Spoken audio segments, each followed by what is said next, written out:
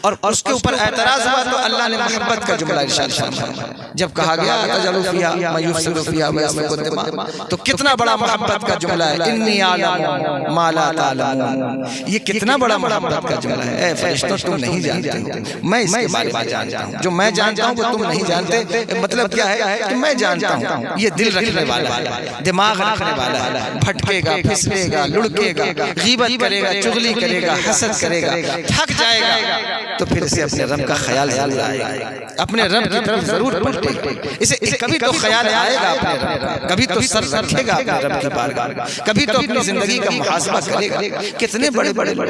گناہ کرتے رہے، ساری زندگی گناہ کرتے رہے، لیکن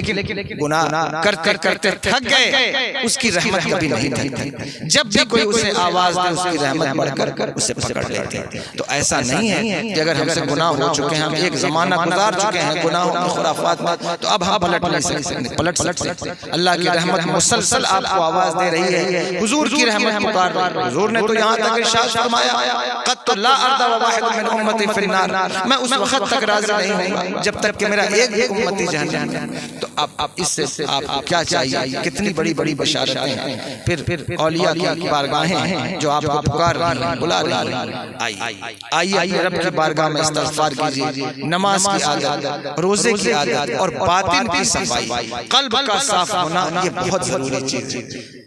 دیکھیے قرب قیامت میں جو سب سے بڑی چیز ظاہر ہوگی وہ نفاق کا انفلوئنس ہے، کہ نفاق اتنا پھیل جائے گا کہ انسان اپنے باپ پر بھی بھروسہ نہیں کر پائے گا، باپ بیٹے پر بھی بھروسہ نہیں کر پائے گا، یہ بھروسے مند ہے یا نہیں، اس کو بھروسہ کریں کہ نہ کریں۔ تو اور جب آپ پچھلا دور دیکھتے ہیں تو وہ بھروسے کا دور ہے،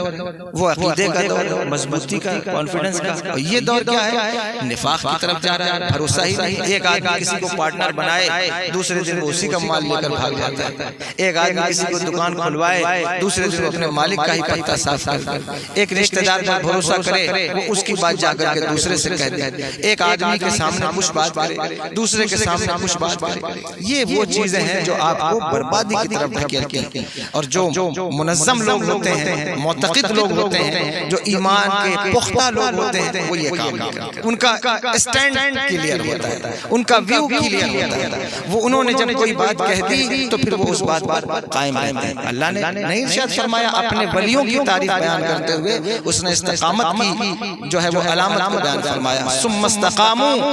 کہ وہ